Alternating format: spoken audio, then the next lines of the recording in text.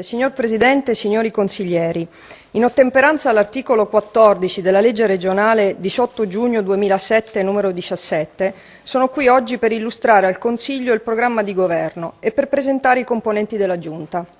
Desidero anzitutto rivolgere al Presidente del Consiglio e a tutti i consiglieri il più sincero augurio di un proficuo lavoro. Sento l'obbligo di ringraziare gli elettori che hanno premiato, seppur di misura e in un contesto segnato dall'astensionismo, un programma di cambiamento che abbiamo voluto precisare nei dettagli. La necessità del cambiamento è stato un tratto comune, dichiarato in molti programmi elettorali, predisposti dalle forze politiche in questa tornata elettorale. È il chiaro segno di una consapevolezza che si è ormai diffusa. Per dare un futuro al Friuli Venezia Giulia come regione autonoma a statuto speciale è necessario imboccare con decisione la strada del cambiamento. È perciò viva in me la speranza che in quest'Aula tutti vogliano seguire con coerenza questo indirizzo e che nel perseguire il bene comune si abbandonino le posizioni preconcette e gli artifici ideologici e si apra un confronto schietto e pragmatico fra le proposte che sapremo mettere in campo. Possiamo scegliere se iniziare a progettare il nostro futuro o, consapevolmente, rimetterci in cammino sulle strade del passato, rammentando a noi tutti che fuori dalle stanze dei bottoni c'è una regione reale che chiede provvedimenti efficaci per affrontare le emergenze. La consapevolezza che le riforme non sono più rinviabili si accompagna alla cognizione che le dovremmo fare mentre è ancora in pieno corso una crisi epocale, che sta modificando profondamente gli equilibri dell'economia mondiale e che mette in discussione il ruolo del continente per secoli più avanzato. Un continente, l'Europa, che si trova oggi più isolato, più debole e più incerto di quanto mai lo fu nel dopoguerra. Le ricchezze crescono e affluiscono in altre parti del mondo. La sponda mediterranea è fuori da un vero orizzonte progettuale.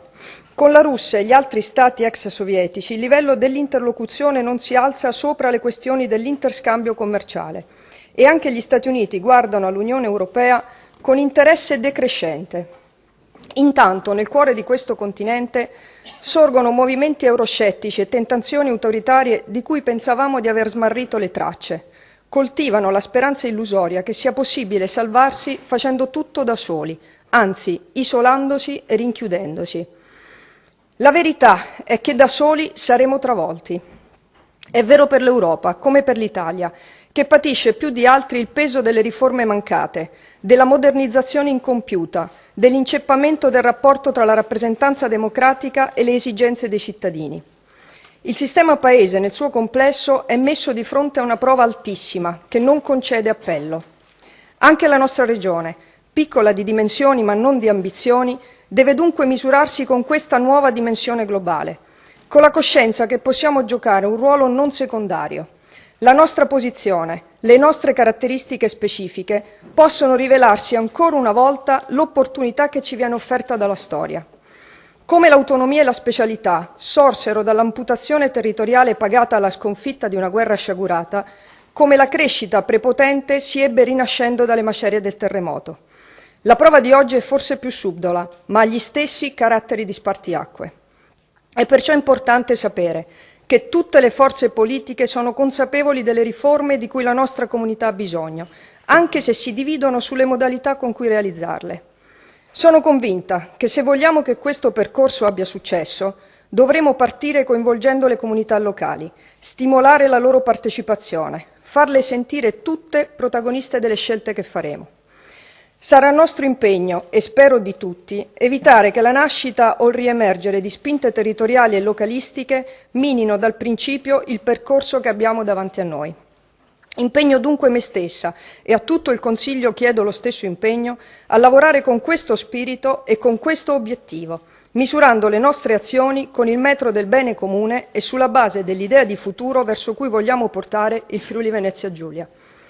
Una nuova e più trasparente dialettica tra maggioranza e opposizione, nel rispetto dei diversi ruoli, può aiutare le forze politiche a trovare una nuova credibilità, le istituzioni a tornare saldo riferimento dei cittadini, in sostanza a dare nuova linfa alla nostra democrazia indebolita dagli scandali, dalla fiducia e dalla rinuncia alla partecipazione.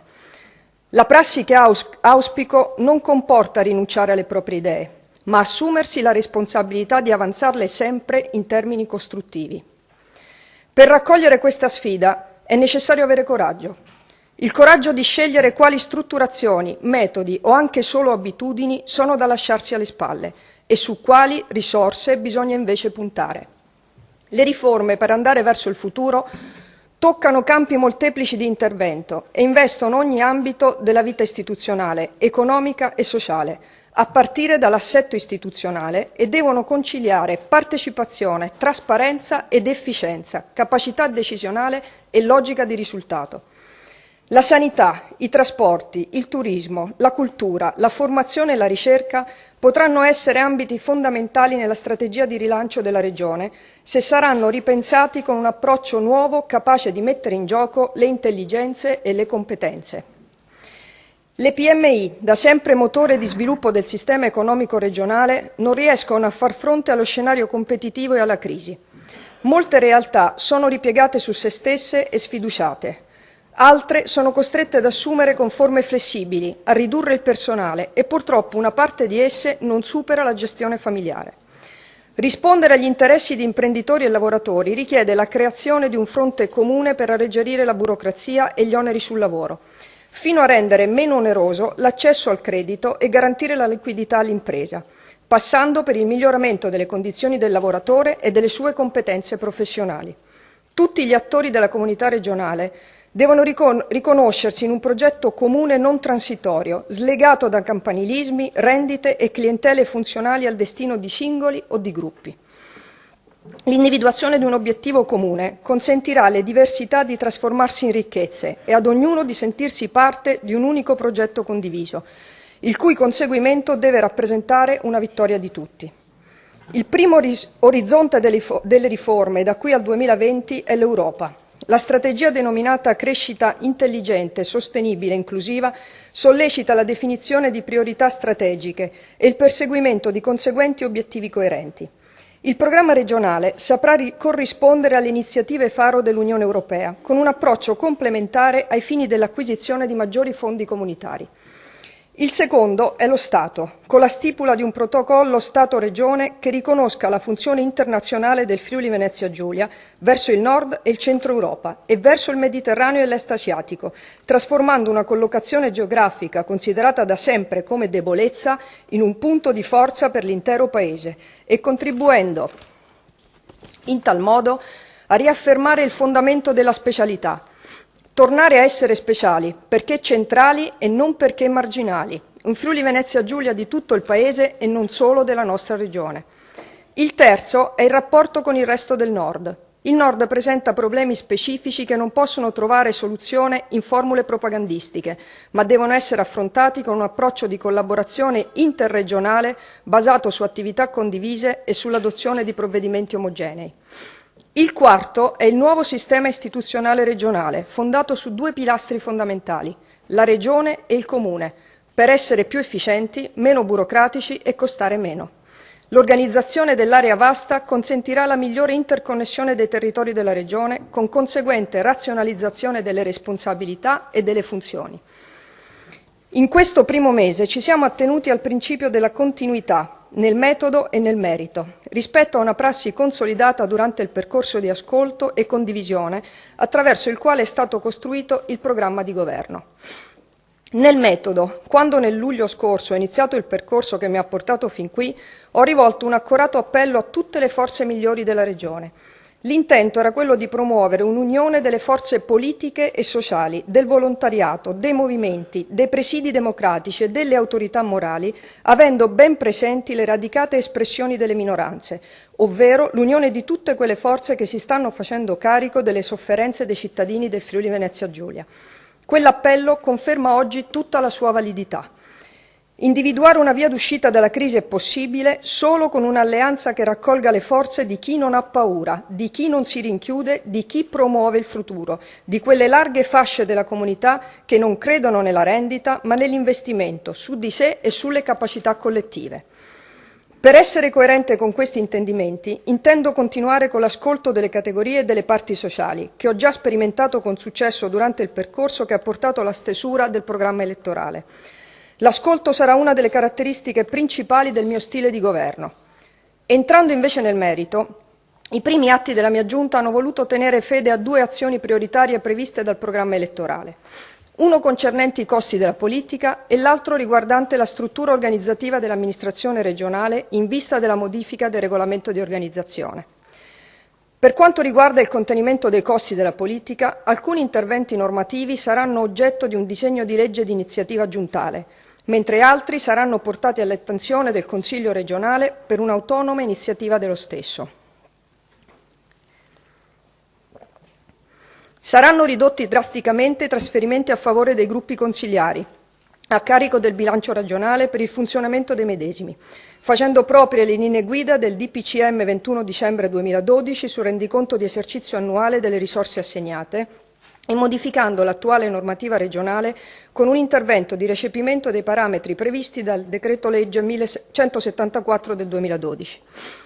Abrogherò, a decorrere dalla presente legislatura, l'istituto dell'assegno di vitalizio e rivedrò le indennità del Presidente di Giunta, Assessore e Presidente del Consiglio. Dovrà nel contempo essere effettuato un approfondimento sulle indennità di fine mandato e di fine carica, al fine di ricondurre l'istituto alla sua iniziale forma di assegno di reinserimento. Ulteriore misura oggetto di abrogazione dovrà riguardare il rimborso forfettario delle spese di vitto. Inoltre, dovrà essere effettuata una revisione della disciplina del rimborso delle spese concernenti l'utilizzo dell'automobile, arrivando all'individuazione di un'indennità onnicomprensiva, così come previsto dal DL 174/2012, già sopra richiamato. Per quanto attiene alle indennità spettanti ai consiglieri e agli assessori, le stesse dovranno essere ridotte utilizzando quale parametro di riferimento le indennità spettanti al sindaco del capoluogo di provincia. Dovrà inoltre essere abrogato il fondo riservato al Presidente della Regione, che fin da subito non sarà più utilizzato. Per quanto riguarda il riordino della struttura organizzativa dell'amministrazione regionale, ricercheremo in coerenza con i criteri previsti dalla normativa regionale la massima uniformità del modello organizzativo, accorpando in maniera omogenea e razionale le materie di competenza delle strutture direzionali, per renderle adeguate a fronteggiare le emergenze, valorizzando nel contempo le competenze interne. Per quanto riguarda le direzioni centrali, è mio intendimento proporre alla Giunta una serie di modifiche del regolamento di organizzazione. Uno dei nodi politico-istituzionali più critici per la nostra Regione è il rapporto con il Governo centrale e l'azione che ho intrapreso fin dall'inizio tiene conto della complessa urgenza di riattivare con Roma un'interlocuzione ad alto livello. Prescindendo da un giudizio politico sul governo stesso, sarà mio compito, nell'interesse della Regione, cercare una collaborazione con qualsiasi esecutivo, perché questa è l'unica possibilità che abbiamo per veder riconosciuto il nostro ruolo. Non ci nascondiamo che le maggioranze che governano Regione e Paese sono fra loro diverse, ma credo che il rapporto positivo e l'individuazione di obiettivi e interessi comuni siano l'unica strada per tutelare gli interessi del Friuli Venezia Giulia. Dichiarare guerra a Roma non serve a nulla, come dimostrato in passato, anzi, probabilmente a Roma non se ne accorgono nemmeno. In coerenza con questa linea sono stati prioritari nella mia agenda gli incontri con gli esponenti del Governo nazionale, a cominciare dal Presidente del Consiglio Enrico Letta. Le questioni trattate nella capitale sono di grandissimo rilievo per la Regione, decisive per la sostenibilità del nostro bilancio, per assicurare il livello dei servizi, per recuperare competitività e gettare le basi di una nuova crescita. Inoltre, solo se sarà nelle condizioni di sfruttare appieno le sue potenzialità, il Friuli Venezia Giulia potrà contribuire al risanamento del Paese. Ho incontrato il Ministro dell'Economia e delle Finanze Fabrizio Saccomanni e il Ministro per gli Affari Regionali e Autonomie Graziano Del Rio, chiedendo la rinegoziazione del patto di stabilità interno per l'anno 2013 e del protocollo Tremonti-Tondo del 29 ottobre 2010, formalizzando così l'avvio della trattativa con il Governo. Da parte dell'Esecutivo ho ricevuto l'impegno ad aprire un'istruttoria per valutare e capire a fondo le dinamiche connesse alle due partite finanziarie. Altri contatti su temi di primo piano ho avuto con il Ministro Filippo Patroni Griffi e con il Capo Dipartimento della Protezione Civile Nazionale Franco Gabrielli. Ho incontrato anche il Ministro per gli Affari Europei Enzo Moavero Milanesi, con il quale ho affrontato l'argomento degli aiuti di Stato a finalità regionale, ribadendo la necessità che la distribuzione delle aree ammesse agli aiuti di Stato sia più equa e che il Friuli Venezia Giulia non sia penalizzato, e chiedendo per la nostra regione una maggiore attenzione rispetto alle strategie europee del Danubio e dell'Adriatico Ionico. Al Ministro della Giustizia Anna Maria Cancellieri ho rappresentato la situazione del Tribunale di Tolmezzo. Nel corso delle visite in Regione dei Ministri per l'Ambiente Andrea Orlando e per lo Sviluppo Economico Flavio Zanonato, abbiamo affrontato i problemi riguardanti la Ferriera di Servola sotto il profilo ambientale e di politica industriale, trattando nel contempo anche la situazione della laguna di Marano e Grado. Con il sottosegretario De Vincenti abbiamo affrontato la parte operativa del processo che deve portare al riconoscimento della Ferriera come area industriale di crisi complessa. Terrò aggiornato il Consiglio regionale sullo sviluppo della situazione, incluso lo stato di avanzamento relativo alla realizzazione della terza corsia autostradale della A4. Il programma elettorale che abbiamo depositato è un programma dettagliato che affronta tutti i punti principali di quella che sarà la nostra azione. Qui intendo oggi elencare le priorità di intervento, rinviando a quel testo per tutti i punti che non riuscirò a toccare. La priorità della nostra regione si chiama lavoro. La nostra comunità, che fino a qualche anno fa viveva una situazione vicina alla piena occupazione, si ritrova a fare i conti con una percentuale di disoccupazione giovanile intorno al 30%. Non possiamo ignorare che questi dati producono sul nostro tessuto sociale effetti negativi, che in gran parte non sono ancora evidenti ai nostri occhi. La priorità delle priorità è il lavoro giovanile. I dati ci dimostrano che la speranza di creare nuovi posti di lavoro viene principalmente dalla nascita di nuove imprese che sappiano puntare sull'innovazione e investire sulla creatività. Questi sono gli elementi necessari per competere nel mondo globalizzato. Se vogliamo dare una risposta a una larga fetta della nostra popolazione giovanile che oggi non trova sbocchi lavorativi, dobbiamo metterla nelle condizioni di riscoprire la capacità di fare impresa, anche rafforzando le azioni già avviate nei confronti dell'imprenditoria giovanile e femminile.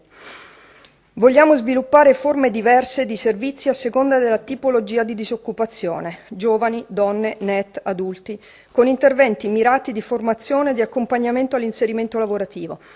Riordinare il sistema degli ammortizzatori sociali, privilegiare gli strumenti di solidarietà occupazionale come i contratti di solidarietà, coordinare il sistema delle agevolazioni, assunzioni, stabilizzazioni con le scelte di politica industriale regionale, potenziando le risorse umane nei settori di interesse strategico. Porre attenzione all'inserimento lavorativo delle categorie protette che la crisi ha spinto ulteriormente ai margini. Daremo linearità alle regole e continuità alla progettualità promosse, dando costanza alla spesa sui fondi sociali europei e sul FESR e alle azioni formative. Ritengo prioritario in questo settore operare per implementare le risorse per le politiche attive del lavoro, avendo come obiettivo l'allineamento alla media UE. Un obiettivo raggiungibile se saremo in grado di orientare in maniera consistente verso le politiche attive del lavoro i fondi comunitari della programmazione 2014-2020. Contro la piaga della disoccupazione giovanile vogliamo, fra gli altri interventi, sostenere il progetto di Youth Guarantee, promosso dall'Unione Europea per assicurare un percorso di inserimento lavorativo a chi ha meno di 25 anni, attraverso un corso di formazione, un'offerta di impiego o uno stage entro 4 mesi dalla fine degli studi o dalla perdita del lavoro, a cui ha fatto riferimento recentemente il Ministro del Lavoro Giovannini. La necessità di incrementare i rapporti fra il mondo del lavoro e quello della formazione, incrociando in maniera più efficace domanda e offerta di lavoro, è il motivo principale che sta alla base dell'unificazione di queste deleghe in un unico assessorato. Una visione complessiva dei problemi che sarà indispensabile per riscrivere la legge regionale sulla formazione professionale, datata 1982, e che non risponda alle nuove e mutate esigenze. La crescente scarsità di risorse disponibili per il welfare è oggi mitigata dall'aiuto portato ai giovani dagli anziani sotto forma di reddito familiare, espresso sia in termini di convivenza che in termini monetari. A queste forme di solidarietà interna si stanno affiancando forme di socializzazione locale, come i gruppi di acquisto, le badanti di condominio, che meritano di essere sostenute e non lasciate in forme spontanee. Sono forme di un nuovo modo di stare insieme, nato come risposta alla crisi e che può diventare un'opportunità. Dobbiamo aiutare la rinascita di un diffuso senso di comunità, fondato su valori meno individualistici e maggiormente solidali. È una delle vie di uscita da una crisi che non è soltanto economica. Abbiamo già detto che il baricentro dell'economia mondiale si è spostato. Dobbiamo allora chiederci come i nostri sistemi produttivi possano relazionarsi con il nuovo sistema e come le nostre capacità imprenditoriali possano farsi valere sui nuovi mercati, sfruttando le nuove tecnologie e stabilizzando ad un livello di eccellenza i nostri prodotti. Non basta allacciare rapporti con i nuovi mercati, sia attraverso l'opera delle camere di commercio, sia dei consorzi o delle singole imprese. Questi sforzi, pur apprezzabili, non saranno mai sufficienti in assenza di un accompagnamento delle politiche industriali e dell'adeguata infrastrutturazione del territorio. Serve in primo luogo un sistema portuale dell'Alto Adriatico adeguato alle sfide del tempo, collegato ai grandi corridoi europei. E gelosie e diffidenze fra porti dobbiamo cominciare a eliminarle intanto nella nostra regione, creando un sistema portuale unico e coordinato che valorizzi il ruolo internazionale di Trieste e dia piena operatività ai porti di Monfalcone e San Giorgio di Nogaro. La concorrenza fra i porti è sana e non va negata, ma dobbiamo avere la consapevolezza delle nostre dimensioni e quindi della necessità di specializzare l'offerta dei vari scali. Questa è un'opera che non può prescindere dalle relazioni con i paesi che si affacciano sull'Adriatico, né dai rapporti paritari che dobbiamo intrattenere con le altre regioni italiane, prime fra tutte il Veneto e l'Emilia-Romagna. Per diventare veramente la porta d'Europa verso il sud del Mediterraneo e il sud-est asiatico, bisogna potenziare l'offerta. Cercheremo di farlo assieme agli sloveni che soffrono una crisi pesantissima, ai croati che a luglio entreranno in Unione Europea, agli austriaci, ai bavaresi e al centro Europa che possono vedere nella nostra regione un sistema portuale alternativo a quello nord europeo. Per far partire questo sistema dobbiamo risolvere i problemi di collegamento fra le diverse modalità di trasporto. Il potenziamento ferroviario non è più rinviabile e nella visione delle infrastrutture regionali è integrato il corridoio Adriatico-Baltico, che rientra nelle priorità europee e per il quale non dobbiamo mai smettere di sollecitare il Governo. Va invece preso atto che il corridoio 5 ha perso le sue caratteristiche iniziali e si è evoluto nell'ipotesi di un quadruplicamento della linea ferroviaria esistente che con l'eliminazione dei colli di bottiglia può venire incontro alle esigenze di trasporto veloce e di sostenibilità ambientale e finanziaria. Nel più breve tempo possibile deve essere risolto il problema dell'accesso ai porti turistici e industriali e dell'intera navigabilità della laguna di Grado e Marano, questioni non più rinviabili sia per il comparto della pesca che per quello turistico. Sono questioni di notevole rilevanza economica anche perché dotate di un rilevante indotto che oggi appare gravemente colpito. Occorre migliorare e rafforzare l'accessibilità viaria e digitale della nostra regione, favorendo l'integrazione territoriale a supporto di uno sviluppo di qualità. La realizzazione di alcune nuove opere, l'intervento sui punti critici della rete stradale e le manutenzioni sono azioni utili, al pari degli interventi calibrati per togliere il traffico dai centri abitati. È invece privo di significato insistere acriticamente su alcune opere pensate e previste 20 o 30 anni fa.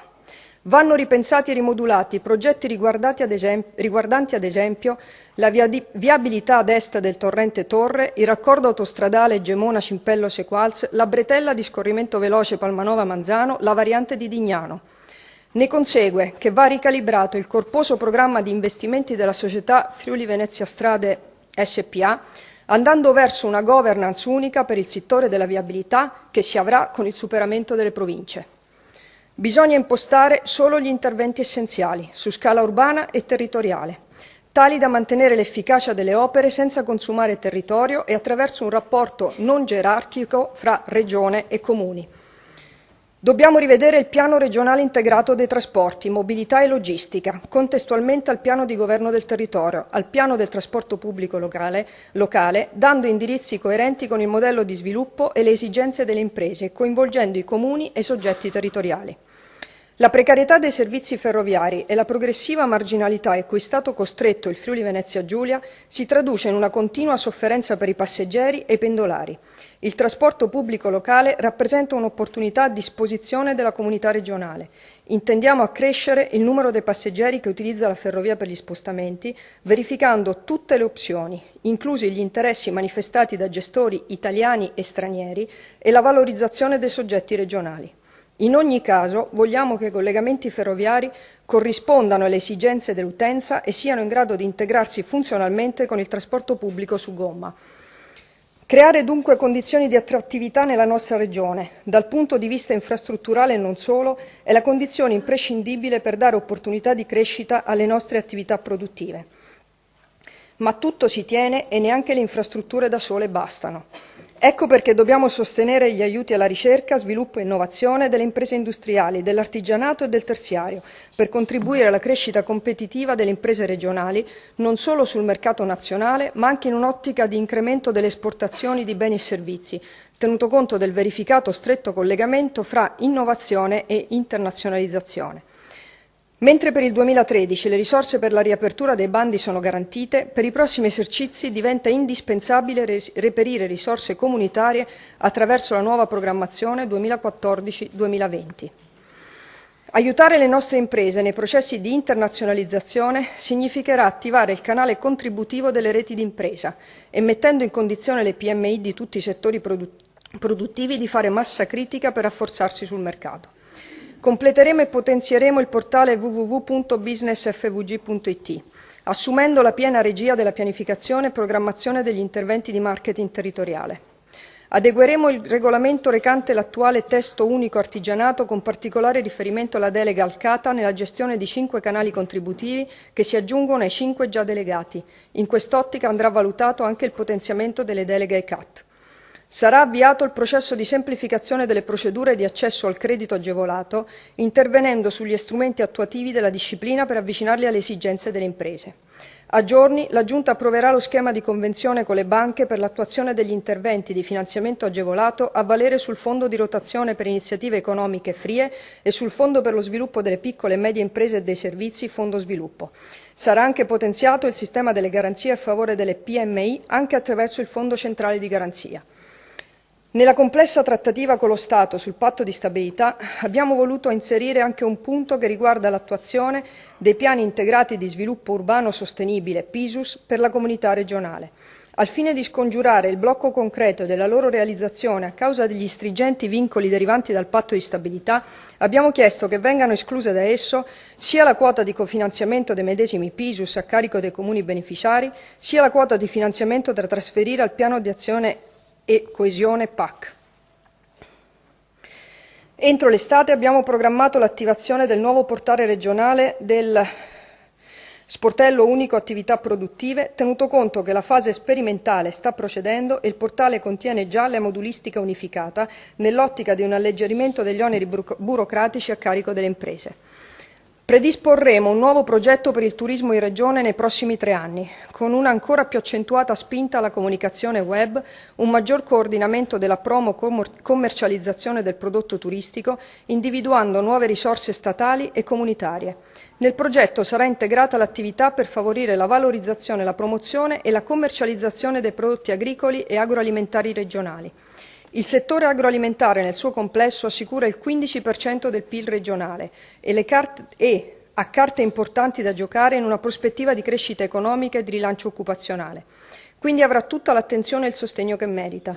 Sono necessarie azioni incisive per utilizzare al meglio i fondi comunitari dello sviluppo rurale e le altre provvidenze che provengono dall'Unione Europea per valorizzare ancora di più i settori di filiera agricola, come ad esempio quella della vite e del vino o del latte e dei prodotti caseari. Affrontare queste sfide di riforma della nostra Regione richiede anche la capacità di ripensare il modello istituzionale e l'assetto degli enti locali, esercitando la nostra potestà primaria in questo campo. Un riordino è ineludibile.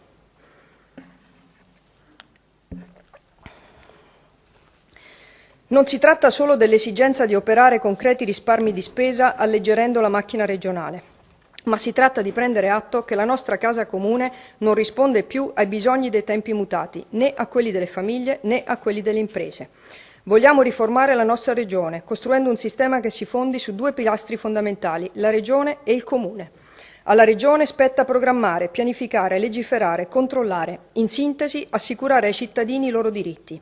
In questo ambito ci sono servizi che hanno ad oggetto diritti fondamentali, che la Regione ha il compito di garantire con parità di trattamento a tutti i cittadini, quali salute, ambiente, mobilità, istruzione e lavoro. In termini di pianificazione e programmazione ci serve una Regione che abbia una visione strategica e quindi sappia dialogare con l'Europa, con le regioni contermini e con lo Stato, pianificando e programmando in settori strategici. Non ci nascondiamo che questo processo richiederà tempo, ma abbiamo iniziato a lavorare da subito. Per governare con efficacia dobbiamo essere capaci di fare leggi che siano immediatamente applicabili, senza richiedere un numero ridondante di regolamenti attuativi. Dobbiamo perdere il vizio, troppo spesso abusato, delle poste puntuali inserite in sede di bilancio e non motivate da reali situazioni di emergenza. È un sistema sbagliato in sé e reso anacronistico e inattuabile anche dalle condizioni di finanza regionale. Dobbiamo comunque fare leggi che ci mettano in condizione di competere con gli Stati e le regioni confinanti e favorire le attività delle imprese, evitando di usare la specialità per fare leggi su materie già disciplinate meglio dallo Stato o intese soltanto a consolidare la burocrazia.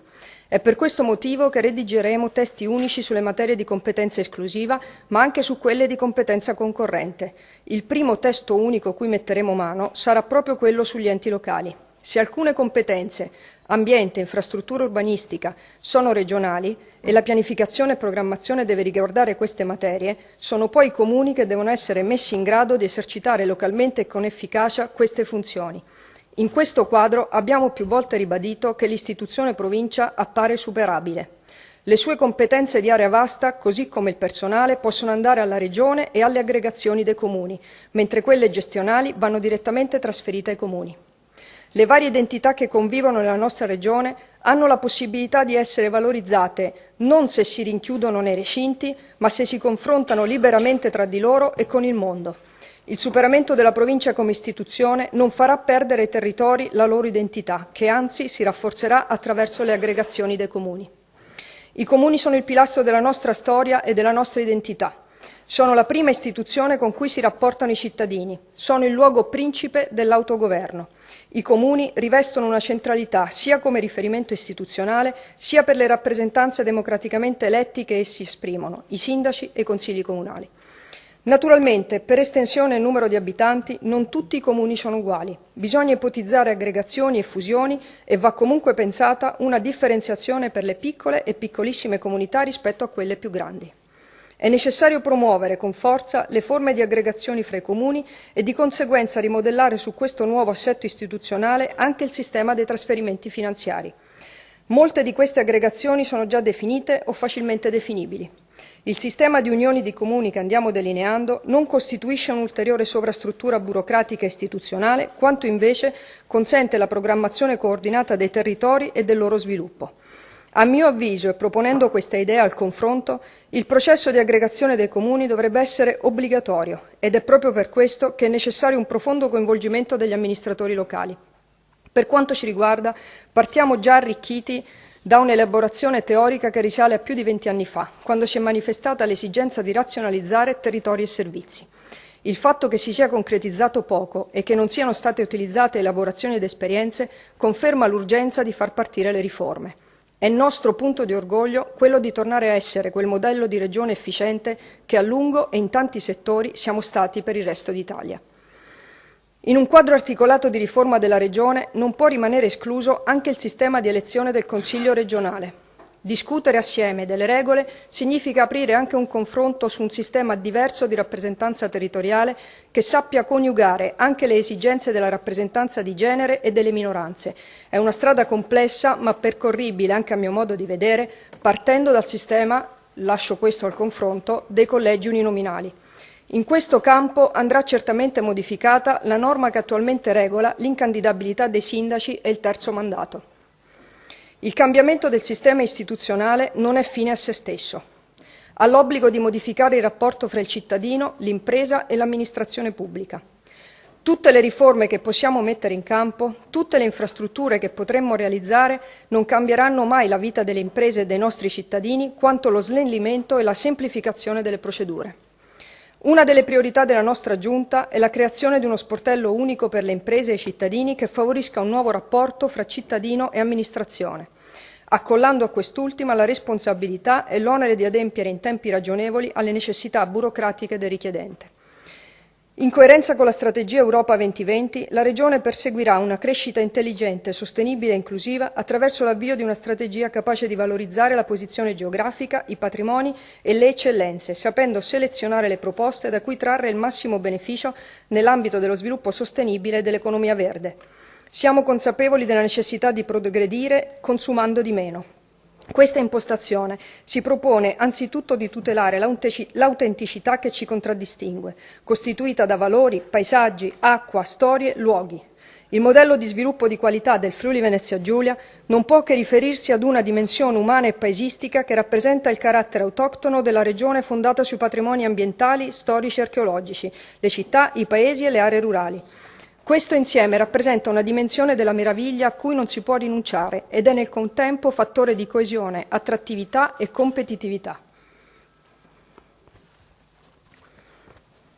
Alla base della nostra idea di sostenibilità non è estranea l'economia di territorio, che si fonda proprio sul buon utilizzo di tali patrimoni e beni comuni e sulla rigenerazione dell'esistente, quale più grande opera sostenibile da perseguire con tenacia e coerenza.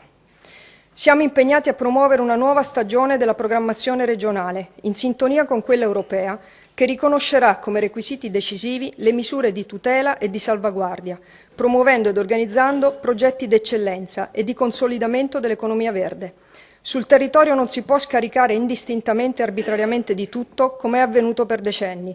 Il territorio e la comunità che vi abitano e operano meritano tutta la nostra attenzione e cura.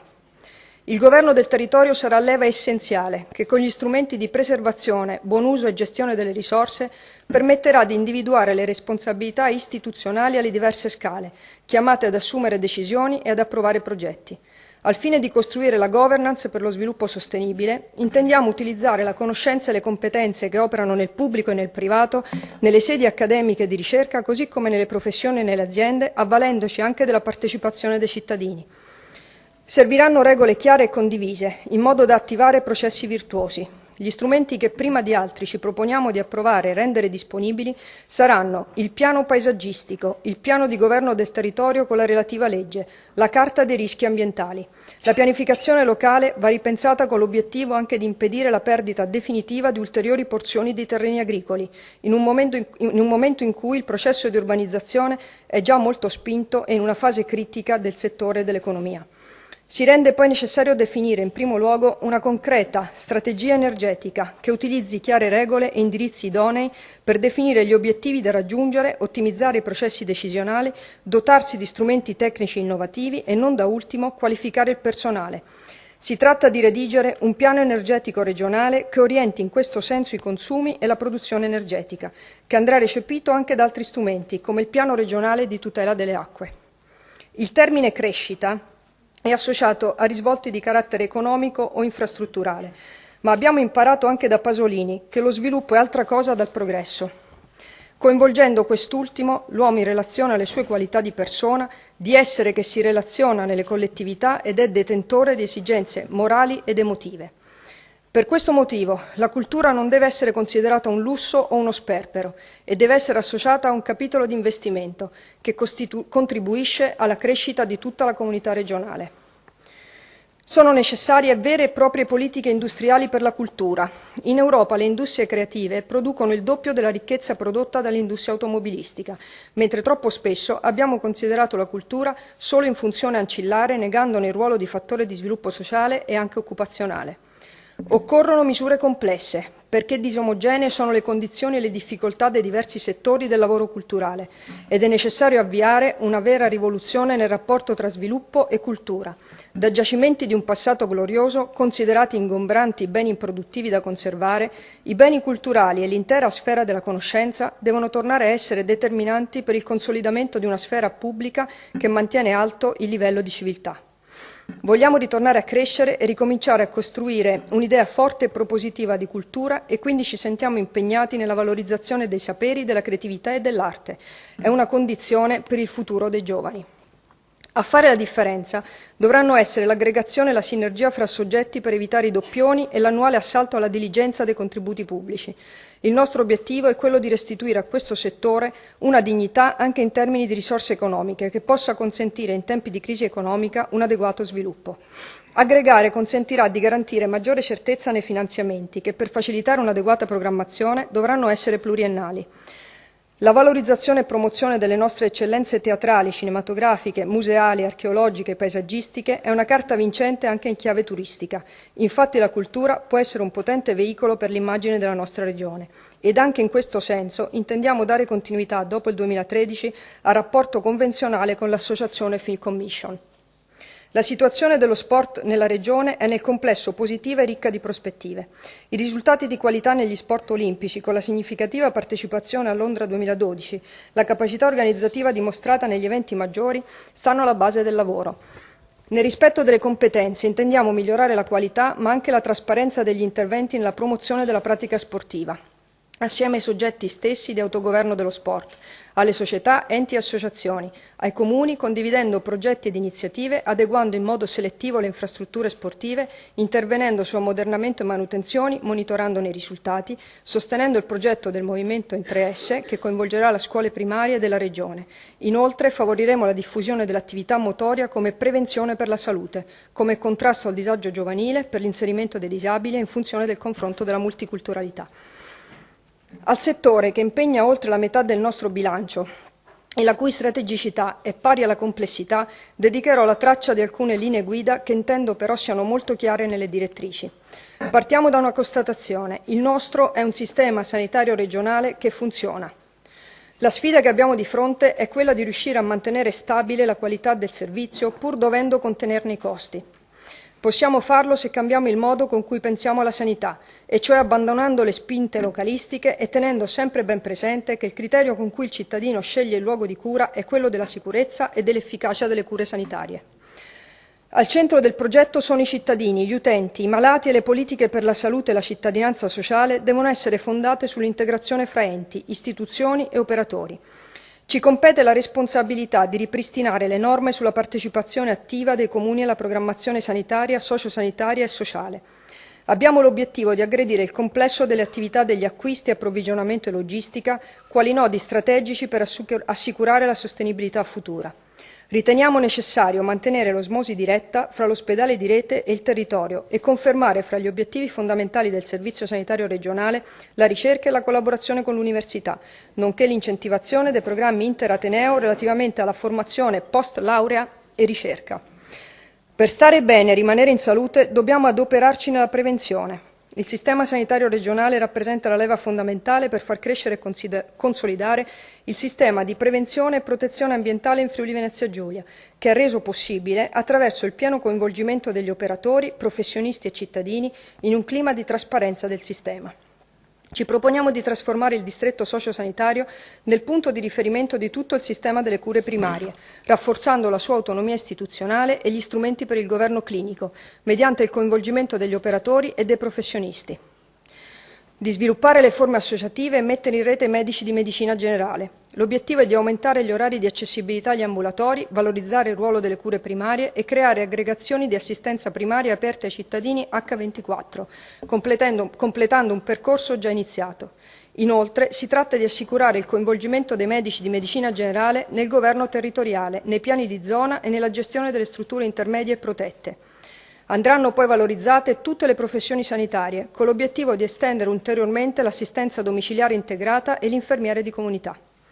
La bassa natalità, il peso sulle famiglie della non autosufficienza, la diffusa precarietà fra i giovani, la frammentazione del sistema sociosanitario, pur capillare ma ridondante su alcuni aspetti, rappresentano le questioni che rischiano di pregiudicare il futuro della comunità regionale. L'insicurezza sulle prospettive e sulla possibilità di mantenere un raggiunto stile di vita, la paura di non poter accedere a servizi adeguati nel momento del bisogno e di scivolare ai margini della vita della comunità, l'ansia di non poter provvedere in modo adeguato alle necessità e desideri dei propri figli sono tra gli elementi che più profondamente minano la qualità della vita. Il reddito di cittadinanza e la carta famiglia sono stati interventi innovatori del sistema di protezione sociale della Regione. Noi intendiamo riproporli e rafforzarli e manterremo l'impegno di abolire il ticket regionale di 10 euro sulle prestazioni sanitarie. Il diritto alla casa e l'accessibilità ai servizi locali, quali l'asili nido e le scuole materne, i servizi sociali e domiciliari, dovranno trovare adeguato finanziamento in quanto componenti fondamentali della qualità della vita. L'inclusione sociale è un diritto che va riconosciuto a tutti. Per rispondere alle sfide si deve innovare l'impianto e la strumentazione delle politiche sociali, pur in un quadro di limitatezza delle risorse e di vincoli di finanza pubblica e di una struttura organizzativa e burocratica del sistema assistenziale e sociale. Bisogna realizzare una programmazione strategica non lesiva delle capacità locali, promuovere la flessibilità e la sussidiarietà con il terzo settore. Vanno valorizzate le energie presenti nella società civile, dalle relazioni di comunità alle capacità di iniziativa dei soggetti del volontariato fino all'impresa sociale, riconoscendo il ruolo della famiglia come luogo di relazioni affettive, formative e solidali al più ampio contesto di rapporti in cui le persone interagiscono. Alle politiche pubbliche spetta sostenere e regolare lo sviluppo dei mercati dei servizi di qualità sociale, che includano tutti i cittadini e sfruttino nel loro interesse l'apporto di capacità imprenditoriali diffuse. L'ho detto all'inizio, non ci salveremo isolandoci e nemmeno riusciremo a difendere le nostre identità regionali limitandoci a fare e applicare le più raffinate leggi di tutela. Occorre un salto culturale che oltre alla tutela faccia vivere le nostre tradizioni nel mondo, confrontandole con la sfida della globalizzazione. Non una chiusura in ipotetici recinti, affamati dalla carenza di finanziamenti e schiacciati dall'omologazione, ma la creazione di un rapporto aperto e orgoglioso che passa attraverso anche la valorizzazione delle nostre comunità nel mondo. Esse possono diventare la nostra testa di ponte per favorire una maggiore penetrazione della nostra regione nei rispettivi paesi. La particolare situazione storica vissuta dalle nostre terre, la collocazione geopolitica unica a livello europeo e la capacità di confronto e convivenza fra popoli diversi ha rappresentato storicamente il fondamento e le caratteristiche della nostra specialità regionale. Siamo un punto di passaggio e di incontro e ricopriamo un ruolo storico e geopolitico di cerniera con i paesi del centro e dell'est Europa, ma oggi non esistono rendite di posizione né passaggi obbligati. Recuperare le relazioni internazionali allentate e valorizzarle, riassumendo la leadership di un progetto transnazionale d'area, è essenziale, perché solo azioni in comune con i paesi e le regioni confinanti permetteranno a questo territorio di interpretare appieno la sua vocazione naturale. Riuscire a far funzionare in maniera ottimale le relazioni fra regioni di paesi confinanti serve a elaborare progetti comuni che consentano alla nostra regione l'accesso alle risorse comunitarie, unica vera fonte di finanziamento oltre alle compartecipazioni fiscali. Ci assumiamo quindi l'impegno di rilanciare il progetto dell'Euroregione senza confini, che attualmente sede in Friuli Venezia Giulia, che deve diventare un utile strumento per andare oltre la semplice cooperazione transfrontaliera, instaurando rapporti più stabili, organici e strutturati con le regioni vicine. Ho detto all'inizio che la necessità di un cambiamento è ormai riconosciuta come necessaria, ma è chiaro che il primo cambiamento deve partire da noi, deve avvenire in noi stessi. Dobbiamo fare intimamente nostra la coscienza e il dovere di affrontare i tempi difficili che viviamo. È per questo che voglio concludere il mio intervento ricordando le parole pronunciate da Aldo Moro nel suo ultimo discorso, pochi giorni prima di essere rapito. Se fosse possibile dire saltiamo questo tempo e andiamo direttamente a domani, credo che tutti accetteremmo di farlo. Ma non è possibile. Oggi dobbiamo vivere. Oggi è la nostra responsabilità. Si tratta di essere coraggiosi e fiduciosi al tempo stesso. Si tratta di vivere il tempo che ci è dato vivere con tutte le sue difficoltà. Bene.